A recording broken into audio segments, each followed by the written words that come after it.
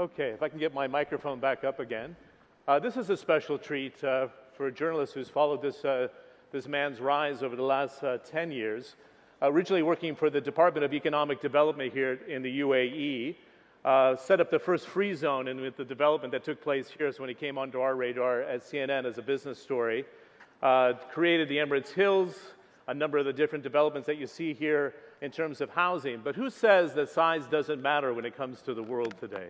I don't think he came onto the global stage and actually helped with the UAE profile until the Burj Khalifa was built. So it's very interesting what takes in the world mindset of emerging markets and trade hubs around the world to put something on the map. So one could very well argue that the Burj Khalifa helped do that. And as Her Excellency Reem Al Hashimi, the Minister of State, was suggesting, success has its many emulators. Other tall buildings are going up to kind of chase the sky-high 1 kilometer going forward. So again, an inspiration built out of here, originally coming from Asia, topped in Dubai, challenged in Jeddah, also challenges from China in the future. But it's not all about height, it's also about a success of a business, a success of an economic model. And our discussion that we're going to start off today in our bilateral discussion is moving into Africa, exploring the business links between the UAE, the broader Middle East, and going into Africa. Let's give a warm welcome here at the summit to Mohamed Alabbar, the chairman of Emaar. Thank you so much. Good to see you. Yeah, nice to see you. So we've broken our discussion down into looking at the Africa potential, something that picked up here, Mr. Alabbar, from our discussion on the previous roundtable, looking at the various sectors. We want to talk about the Dubai model as we see it today, and then taking that Dubai model, adjusting it for the next wave of growth. As you know, in our program, we look at the emerging markets, and we look at the markets from here to China and India, from here into Southeast Asia, Africa, and most recently from here into Latin America as well. That would have been a step too far 5 years ago, but Latin America now offers similar potential in the bridge between China and Latin America for resources. Now, looking at Africa, you've decided beyond the Emaar blueprint and what you've developed here to go into Africa in terms of natural resources. Now, this is a continent full of natural resources. We've had a commodity boom on demand coming from China and some of the other emerging markets. What do you see as the role for Dubai, specifically your business model, as a bridge between these continents in your view? Well, first of all, I would like to welcome Their Excellencies, ladies and gentlemen, all of our guests into the United Emirates, and thank you for choosing Dubai for this visit. Of course, if you were to look at Africa, the forgotten continent, and then look at the Middle East, the so-called developing part of the world, and then look at Asia, it's a very interesting story because you look at Africa with its incredible resources, unlimited almost, and then look at the Middle East with its oil and gas, and then look at India, very hungry for resources, oil and gas and resources, and the same thing in China. It becomes a very interesting formula where if you are able to hub it all out of the Middle East, where you have the energy and Africa has the resources and Asia have the needs. And, you know, we don't have to go very far when it comes to Asia because we are just an hour and a half away from 1.3 billion people in India. So I think that combination is a very interesting one. But I think what makes it very, very interesting, and I know that many of my African friends, they understand this, is that we also in the Middle East, we have ignored Africa. You know, we like to do business in Paris. It's very interesting to do business in London, maybe go to Hong Kong. But, you know, to fly south we haven't thought much of it, even though it's much warmer in the south. People are more welcoming in the south, and I'm talking about Africa here. So that has many, many elements that I think are very interesting. Good. Africa, Middle East resources. This is kind of your latest venture. Give us a sense of what you're thinking. I know it's still early days, but earlier I was talking about the markets that offer potential in Africa. From the natural resources standpoint, Africa is a bounty. So as a businessman who can look at the entire continent, where are you drilling into, in a sense, for opportunity first? Of course, my interest was that I spent 10 years in the aluminum business, so bauxite is something I understand well. In fact, almost 12 years ago, we almost started an alumina plant in Guinea. That's how my eyes got open to Africa. But interesting, I remember somebody sent me a video to tell me a little bit about Guinea about 2 years ago. And then I was just, excuse me, I was just so impressed. I was looking at the beaches and the beauty of the place more than the bauxite. And that's one thing you realize when you start flying to Africa. You realize the beauty of this continent, and you get really emotional about it. So that's really what drove me in, is my aluminium days and my bauxite interests. So looking into bauxite, iron ore, gold, copper, these are really the main resources that we're focused on. Of course, we as an organization, we started 4 years ago. Myself and my friend and partner, Sayyid Mukhtar Bukhari, out of Malaysia. Dr. Mahathir have been very supportive of our drive, because he's very emotional about Africa as well. So he works as a strategic advisor for our group. And of course, our focus, early permitting, we go into exploration, we get to sizing of our reserves, and then we start talking about keeping a chunk of the mine, and then bringing in people who are interested to invest, but also they bring in know-how when it comes to the activity of mining. So you suggested Guinea initially. Are you looking at other countries? Well, we are in Guinea, Madagascar, Niger, Burkina Faso, as quite active entities for us. We've been in and out of course, a country that I love as well, Zimbabwe. So I'm quite in and out of Zimbabwe. And in Zimbabwe, I'm a bit confused. I don't know if I want to do mining or just enjoy the beauty of that country. So it's pretty confusing proposition for me. It's interesting. If you look at Zimbabwe, it's a phenomenal case that you bring up, because we haven't had a change in leadership there for 5 decades. So that doesn't deter you from investing in Zimbabwe yet. You think they're on the path to change, and you're comfortable with the governance structure there? Yeah. Well, I come from the Middle East. I don't come from the United States of America.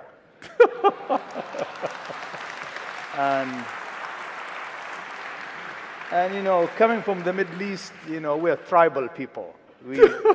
We understand that, it's life is not the way people live in China.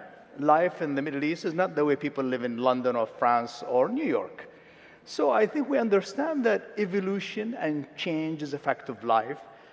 One country will probably change a little faster than others, which is happening in certain parts of Africa. Other countries will take a little longer, maybe more complicated. So I think we should be fair. Is it perfect? The world is not perfect. So we should understand. Good. In fact, one more point on this. The markets you picked out initially for your investments would be listed as more challenging markets. So you're saying the more challenging upfront, perhaps as a corporate governance structure or as a political structure, offers more opportunity, is what you're suggesting here. So you acknowledge that. You acknowledge there's a corruption issue. You work around these challenges, but you think an early mover status actually helps you in natural resources. Well, I have to apologize. I've forgotten our activities, of course, in Uganda and Sudan as well. But if you look at the countries that we select, Africa is huge. So we look at the type of mining permits that are possibly available, what type of our geologists, what do they tell us about the quality of reserves in certain countries based on the geological information they have. Now, I know that many people, they start throwing, the word of governance, and they start talking about corruption and the rest of it. And I remind you again, I come from the Middle East. And in the Middle East, we understand that you have to do business in the most appropriate way, but there are challenges in Morocco for my real estate business, different than the challenges that I have in Turkey or in Erbil. But the truth is that I really think we are unfair, because you know how to solve the problem of corruption in Africa and the Middle East? Bring the lobbyists from Washington, D.C. Then you'll solve the corruption issue. Then there will be no corruption discussion. Right? So I really think that if you are not able to understand the potential of countries willing to take a little bit of risk, a risk you can stomach, because you also have to be careful is that if I do business in Dubai, I've lost money on some project in Dubai. I've lost the most money in the United States of America, 1.2 billion US. So Are you able to pick opportunities, size the risk, understand it? And I like what Her Excellency said. Go on the ground, meet people, see these countries, see it for yourself. What I've seen in Africa is so reasonable, is so fair. And I've been to many, many places, including the little, DRC, Lemumbashi, which I don't know if many people have been to Lemumbashi in DRC. So I think, John, I really think we have to be fair to Africa and the Middle East, is that, I think it's a manageable situation. People dramatize this corruption issue. I'm saying, listen, corruption in New York City, corruption in London, corruption in Bombay, corruption in DRC. It's where human beings are, you will have a bit of it. So I think we should be fair to Africa. Good. Very interesting. The other thing that's been a major trend that we've been watching as of late, if we think traditionally about oil and gas development, we would point naturally to Nigeria, more recently to Ghana. But we're on the cusp of quite a big revolution taking place in East Africa, which has the traditional links with the Middle East in terms of shale gas and other natural gas deposits. Are you looking at this not necessarily as an investment opportunity, but sort of the wealth creation that it could propose to Africa in itself? It's not Western-dominated natural resources, but Eastern Africa, which has been starved for those resources, coming up on its very own and counterbalancing that sort of natural resource wealth. Yeah. Well, I still, wherever I go, people still know me as the real estate man. So sometimes I pull that card out where you're looking at East Africa, where there's a lot of wealth creation or potential of wealth creation. Then my real estate business does extremely well while these economies are improving, while growth rate is going in the right direction. So I can look at mining and look at as well the other activities like real estate. Good. If you're going to rank Africa now, looking at potential opportunities, Latin America, work that you've done in Asia, and you see Africa growing 5.5%, 6%, do you think it's a sustainable model that the economies and the governance that we see today can let this wave just kind of ride on for the next 2 decades? Because this is quite extraordinary. It'll be the fastest growing continent in 2013 for the first time. Sure. From what I've seen on the streets and all the wonderful cities that I've been to, I can't see but continuous growth. These countries, of course, everybody's suffering from unemployment issues, but these countries' balance sheets are healthy. They don't have the debt that Europe and the US have. These countries also are really moving forward. I would say that the term governance is improving dramatically. I think the unity in Africa is really incredible. So if you have issues like what happened to Mali, what happened in Mali recently, or other countries, you can see there is a unity in Africa where governments come in to support each other. So at least the reputation of these countries, the process in these countries, the protecting the democratic process is also doing well. So I'm really very, very bullish. But the real thing is that if you were to look at what's happening in the world, is that the economic activities in the world are slowing down, and of course, as a result of that, natural resources value and growth of income is probably going down. But we know very well that it's going to pick up in a few years' time, and that's going to be reflected positively on Africa. Good. So this commodity correction we're seeing today, you don't see as a sustainable correction, that demand from China, demand from the emerging markets will counterbalance the sharp drop we've seen in Europe? Is that what you're kind of planning for? I think even in Europe, I mean, America is picking up speed a little bit. How real that is, we still have to discuss. But still, we're talking about, Asia is about 3 billion people, along with, of course, the Americas. So I would suggest that life is going to come back and economic growth is going to move forward. And as a result, the winner is Africa, without a doubt. So if we are doing 5%, 4.5%, or 5.5% across African economies, I only see it getting better. I've talked about this in our previous panel about the airline links and routes that have been set up. Let's delve into the Dubai strategy, if you will. If you have that air route that opens up into a certain market, does Emaar naturally say, this is my time to at least explore what's happening in Tanzania, for example, what's happening in Kenya, for example, other markets into South Africa? What has been the direct relationship? I speak about it almost theoretically, Gerald Lawless talked about it from the standpoint of Jumeirah. But for Emaar, when you see a link and you see Emirates, Etihad, Qatar, what's it do to your radar in terms of honing in? Sure. Of course, Emaar as a public company, time is very valuable. Therefore, we are managed by quarterly results, and our shareholders are very rough and tough. So if we see opportunities, if it's really the way Emirates Airlines run its business and which direction it goes, we look at market size. Even if there's a great activity in a certain country, but if it doesn't have the size, then we don't really go in, because we don't have time to do 1, 2 buildings. We are into large-scale development. Therefore, for example, Nigeria is on the radar, Angola is on the radar, and we've been in and out of these countries. But I agree with you. I think Emirates Airlines is a great lesson, no doubt. But Africa is definitely the roots of where Emirates Airlines goes is something that's very interesting, and that's why with their activities and flying through, I think through Maputo or into Johannesburg, of course they're active, but when you go to Zimbabwe and you see Emirates Airlines starting that activity there, actually that encouraged me more. Interesting. Yeah. One more question on Africa, and then I want to talk to you about the Dubai model here. What are your top 4 markets from an Emaar standpoint, providing the size of scale, the growth in middle income that we've seen grow 30% over the last decade alone? What would you say priority markets from a real estate investment standpoint, project investment standpoint in Africa? Of course, Dubai is unmatched as a city. But if you look to Africa, I think I would say for us, Uganda is very interesting. I would say that Mozambique is quite interesting. We'd love to do some work in Nigeria. I think that's an interesting. Ghana is very interesting. Of course, Angola is very interesting as well.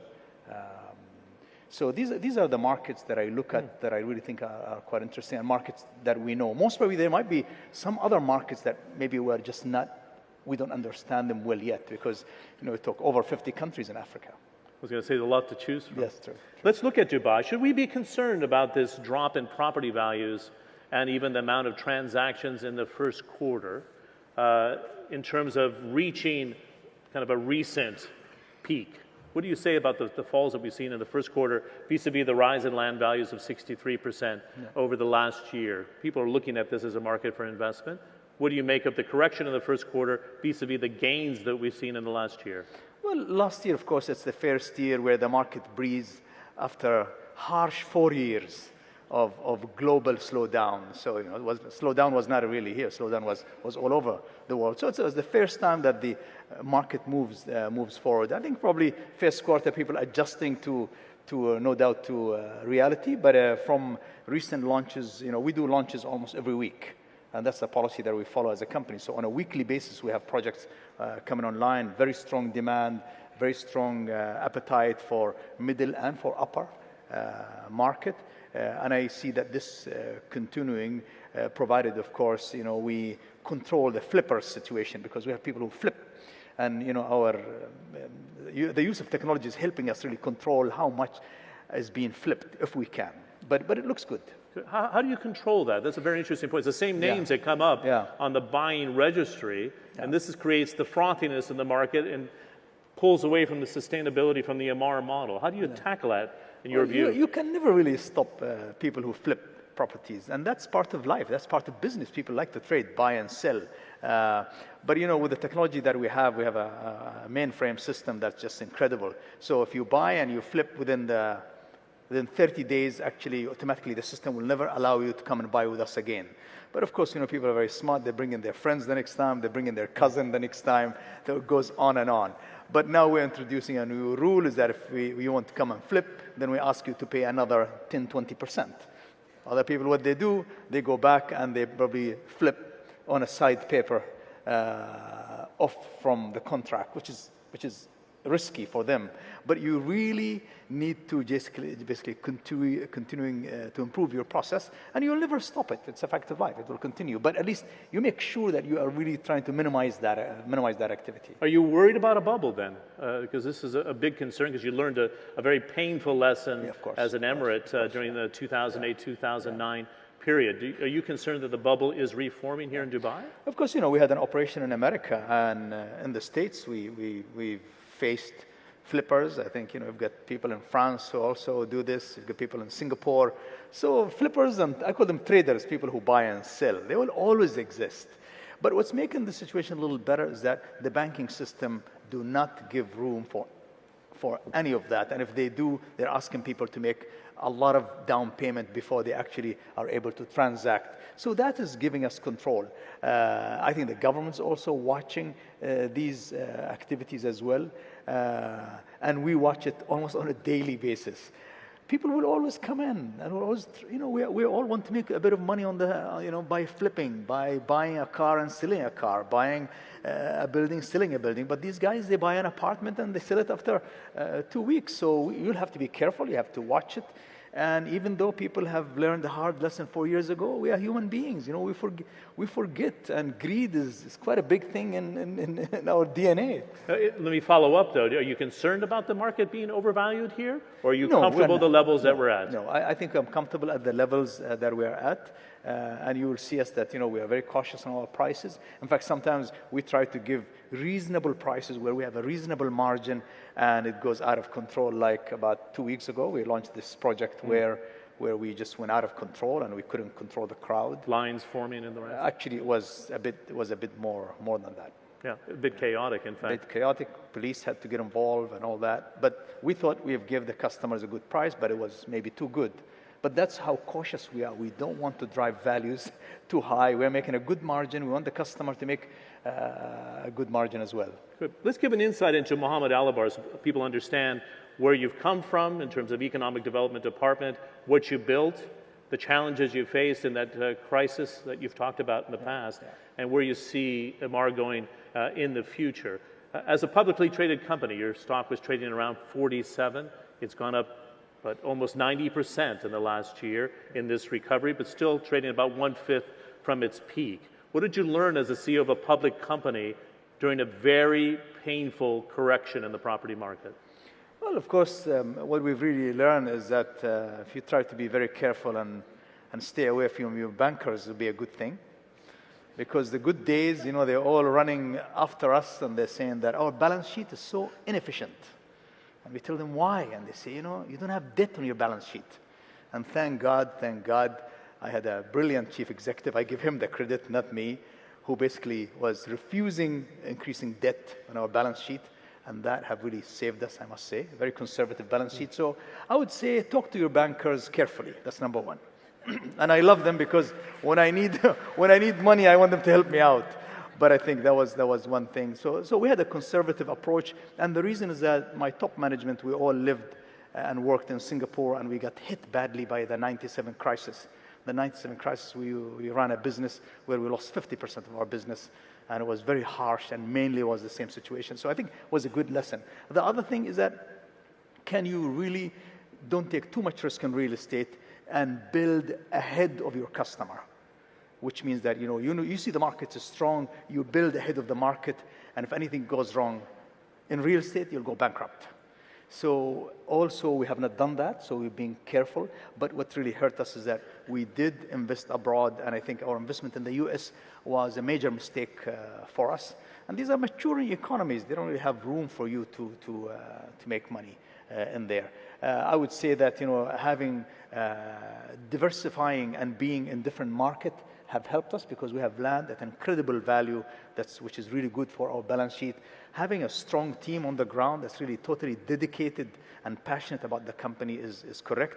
And I really believe that being in Dubai have saved us as well because Dubai have saved the company. The activities in Dubai and still our mall business, our hospitality business have really kept the company going during hard times. So it was a combination of all. Interesting. $577 million in profit. 2012, the earnings that came out this week, down 8% in the first quarter. Yeah. But the reoccurring profits, particularly from your mall business, are solid here. Yeah. Are you going to continue to change that mix to have more of the reoccurring revenues? And should we be concerned about the downturn in the first quarter? I think the reoccurring revenues will increase a little bit, but I believe that our real estate business, trading business will increase drastically. The reason is that, we have this international accounting standards, which means that if you come to me today and you pay me you buy fully a building that I'm constructing, I can never get that into my profit and loss account because the accounting standards are so tough that you give me the money, it's in my account, I can only declare it as a transaction and as a profit the day I give you the key of the building, which is very harsh.